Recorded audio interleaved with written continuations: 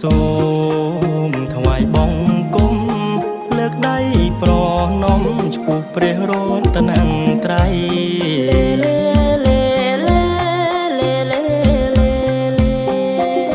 វាសនាគូគប់ពិតជាមានភពនិស័យបញ្ញាសង្ឃល្អក្រៃជាគ្រឹះស្ថានសិក្សា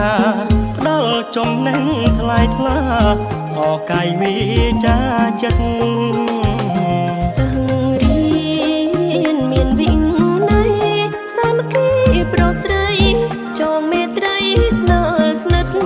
លេលេលេលេលេលេលេខ្ញុំព្រះអង្គทรงទ្រង់រំលងព្រះបាទរមីរបំអើយបាច់កា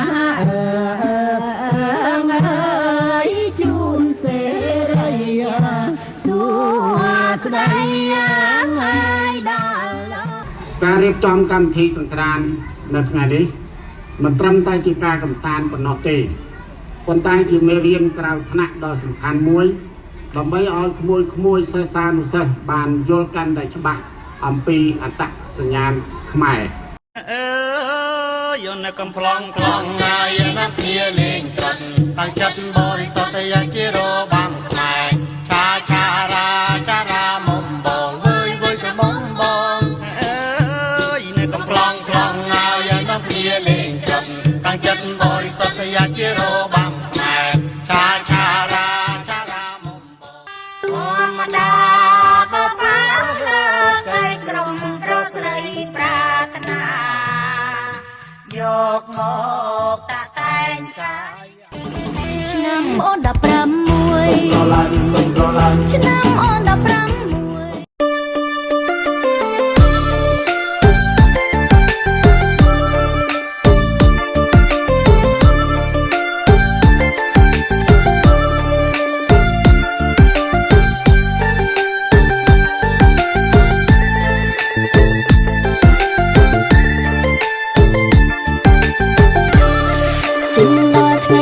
ឆ្នាំថ្មីបងប្អូនប្រុសស្រីគុំរងទៅណា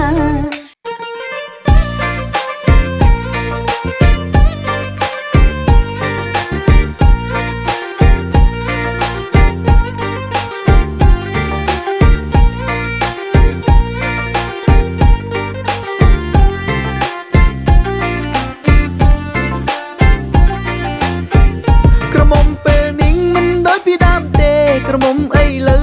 ចាំងលេទេសារៈមុន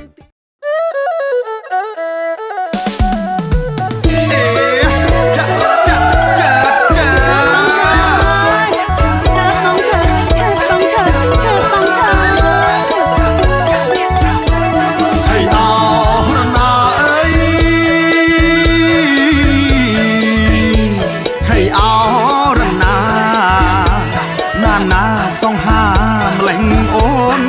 ចាំបងน้อย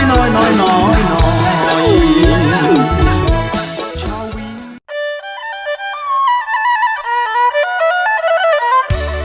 ប៉ាសេនឹងទីការៈស